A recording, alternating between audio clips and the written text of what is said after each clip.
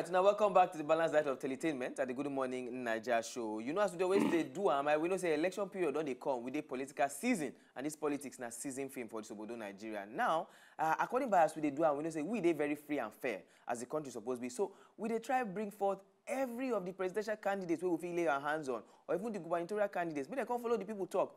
Tell us why they want to become president. Tell us why they want to become governor. Tell us why they want steer the affairs of the ship of this country, what they call Obodo Nigeria. Now we don't get another casual one in the house. And I will quickly read out this person to now before I tell you now a name. We go see say this particular guest where we get in the house, of course, in a Nigerian, in the hail from Edo State. Bless now my brother be that. If I know my brother, now my senior father, because now from Edo State, myself come from. He hail from Edo State, and we see say he was born in Kaduna State. He attend school for Kaduna, Army Children's School for Kakuri inside Kaduna State. He also been go Nigerian Military School, NMS, for inside Zaria. He also been go Nigerian Defense Academy, NDA, still for inside Kaduna. He get BA for French, for Portuguese.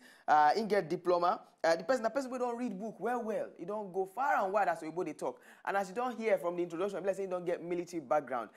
Make you not to delay. This person, they run for presidency under the party, what they call the Grassroots Development Party of Nigeria, and none other than Dr. Davidson Isibor, Akhimien. Now, be the person we will get for our seats today. Good morning, sir. Good morning. Thank you very much. We are very happy today for your program this morning. Thank you very much, sir. You join us. Yeah. Without wasting more time, we'll go say without much ado, we go quickly jump inside the matter of waiting carry us come here. Now, from your biography where we don't read, the brief one we don't read, we don't see say you get some experience for inside military side. Now, waiting be the first thing will make you feel say the thing we don't experience for this country don't do. Time don't reach, make me come forward, come run for the #1 citizen of the country to change things. What thing you see will make you decide this one? Well, the thing where I see be say, you know, since the time when they born me, I be 53 years old now, okay? And I grew up for this country. And by the grace of God, by virtue of my education and my training, I don't get exposed to other parts of the world. And you see, when you live for life, you have to continue to do comparison. You know, they compare where you did and where other people did, where your country did, and where other countries did. I can't look and say, the way we did for this country, since the time where we get independence, one problem where we don't get is say, we not feel come together as a nation, you know, and you know, get proper foundation, cohesion as a nation, proper integration of the peoples of the country, you know. We they play politics along religious lines, ethnic lines, and all of those things. And they pull us back. Nations will get independence the time where we get independence. They don't go far. They don't go far. We still they deal with, you know, primary things. And then consider this issue of corruption. We don't scatter our country. So there's a very wide gap between those we get and those we not get, the rich and the poor. And it continues to widen. Now, in order to get national development, proper national development, we be saying our country will just move forward and things will be better for our people. We have to come to an understanding. Say, that visionary leadership, we don't elude us, where we never see for a long time. Because not be for mouth, now they talk for leadership, now for do. Now for do. Too much rhetoric is therefore inside our political space now. Everybody, they talk, at least they talk, but they know they do. Do. And how we go take no say you do. Now result. Yes. And what will be the result? Poor man go see food chop, morning, afternoon, night. Brother man go get work to do. You wake up for morning, you get where you they go. Productive life.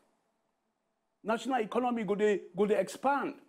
In the international sphere, you go they compete with fellow countries in the international arena. You can raise your head high. But not all those things we see as we grow up.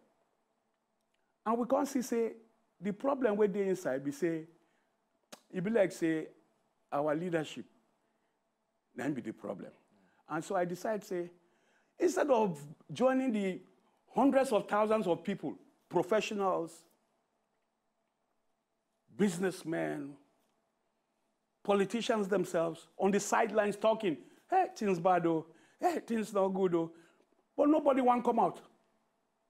Nobody want to come out. These politicians, they don't spoil our country. And they don't spoil our country. If they spoil something, what is it they do not be to repair them, then we can't come out. So a lot of people just stay on the sidelines and making mouth and not, stepping into the fray. Now, because of that, I step into the fray. Because I got the capacity, I got the competence. Now, it make me step into the fray. All right. We need new people to change this old thing when it happen. We need a new order in our political experience. So that is why I step in. And I represent that paradigm, that new group of people, where one can say, look, we not feel they do the thing as they do them before. We now don't feel they play politics as old politicians they play. No, we need to set a new direction for politics in this country, for our people. We need to, again, be able to meet the expectations and the hopes of our people for a better life, for a better Nigeria. So new people, new party don't come up to challenge the old order and turn things around for the betterment of our people. Very true. Now, in fact, the next question we want to ask you will be so you believe, say that your party, first of all, and you leading that party, that the right person, but already you don't talk already. Say you don't come to change the status quo, to turn things around. Yes. Now, one particular thing among several things where people they look for inside Obodo Nigeria, where Oga Buhari been talk about before he come, apart from corruption, where you don't already address, and you also talk about security. Yes. We know the issue of security or insecurity inside our country, and you, na person will be say based on your biography, I see you get a lot of military background. From primary school to secondary school, even to NDA, Nigerian Defense Academy. Now, what do you feel, say, in a few minutes, what do you feel, say, with the basic issue about our security, and how you feel, say, you fit make a difference in security under the Grassroots Development Party? Okay, let me just say one thing here. We say, apart from being a military, having been a military officer, a combatant officer of the Nigerian Army, okay, I was in the military intelligence. Which is the security arm of the Nigerian Army itself. I have been involved in national security duties. And today, Namibia the Oga Patapata of all licensed private security companies for Nigeria. So security na my tough, na my area be that. When you look at security problems, you have to do what you call threat analysis. What are the threats that pervade the land today? What are the threats? You identify them, which we have identified now as a party. Then we begin to look at how we provide solutions to these threats. And the threats, then plenty. True.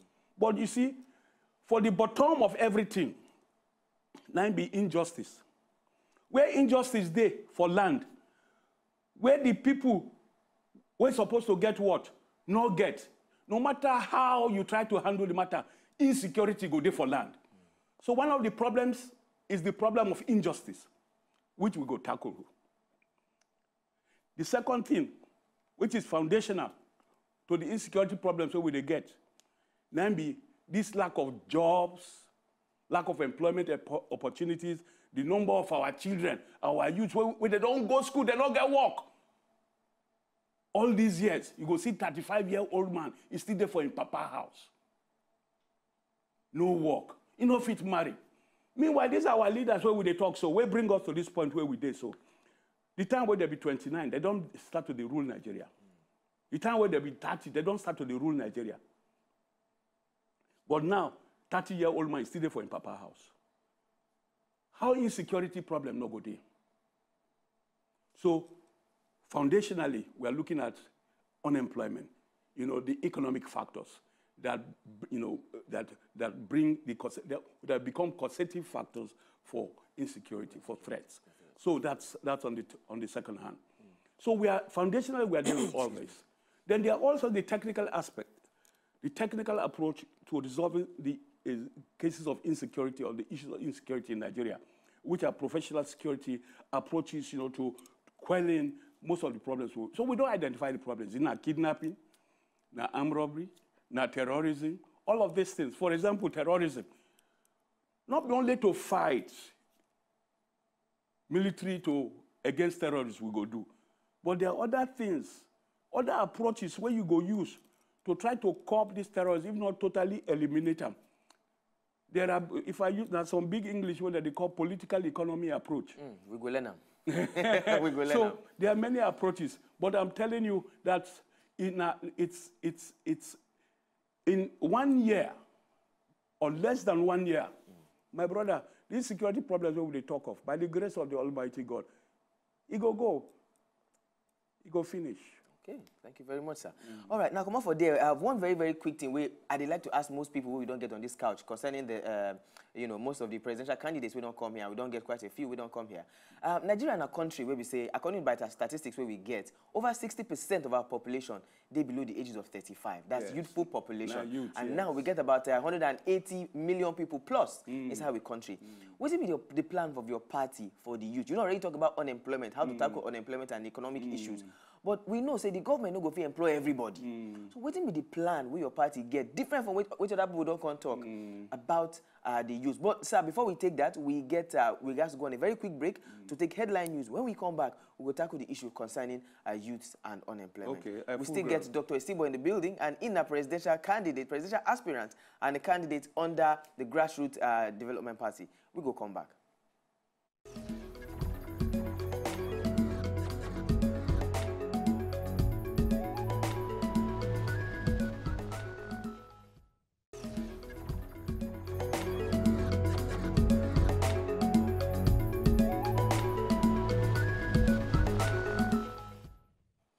Welcome back to the Balanced Light of Entertainment at the Good Morning Nigeria show. If you just join us, you don't miss plenty, because the casual guest who is down with me in the house here now, Dr. Isibor, in the presidential aspirant and the candidate under the Grassroots Development Party. And in there with us, they talk a lot. Talk about what the party won't do, what the party don't they do, and about security. Now, just before we cut this break, sir, we're going to talk about the youth. I will be saying Nigeria and a country of about 180 million plus population, where about more than 60% now youthful population. So which plans you and your party get for the youths now? You already talk about unemployment. What do you feel, say, your party will do for the youths, where other parties and other governments never do yet? Okay, to start with, my party gets 30% affirmative action for the youth. That is to say, for everything we do at party level, and when we come to the level of governance, 30% of the actors will be youths. Why? Because we believe in an all-inclusive government. Why? Because we believe that the future is in the hands of the youth. You understand? They will have to chart that course for their future. Since the time when we're small, then they talk, say, Nigeria's future be in the hand of the youth. Nigeria's future, since from 18 we be youth. We never see that future. We become 20-something, we'll be youth. We never see that future. We become 30-something, we'll be youth. We never see that future. Now I'll be 53, I'll be youth. I never see that future. Now I will not allow that to continue for those behind me. Those who are behind me, they must see that future. They must enter into that future where they don't deceive us about, since the youth must have what you call hands-on participation and determine their destiny. They will not live in history. They will live in the destiny of the future where we're supposed to do for their hands. So we get plans for the youth. And like I said, skills acquisition and empowerment of youth, that will be our priority. Because to go school, finish school, when you stay home, you not get work all these years. And government not to tell you, say, look, you can be empowered in order that you may empower other people. So what we are going to be doing is that we are going to be doing proper skills acquisition and entrepreneurship training for our youth, so that we go empower them, fund them, they begin to own businesses. No matter micro, small, and medium-scale enterprises. Don't be the one where they talk for mouth rhetorically. No. We go make sure that we set up these things for them, monitor them, nurture them, nurture the businesses, make them grow. If one youth, they employ about 15 or 20 other youth for one small company where government help them set up, if they feed from there, the 20 people that they feed from there, they learn trade from there. And after that, they split up, and other new recruits come into those companies, and you look at the multiplier effect. How youths not go come out for street? How youths not go come out for street? How the economy not go come boost again? No, how it must boost again. Well, not be to they talk for mouth, not to they do them. You understand? Successive governments don't they talk youth empowerment. They give 5,000 naira. What do you mean 5,000 naira? 5,000 naira, where they go use now, they go finish them. There's one saying we say, teach me how to fish, don't give me fish. So we go teach the people how to fish so that they will fish for the rest of their lives.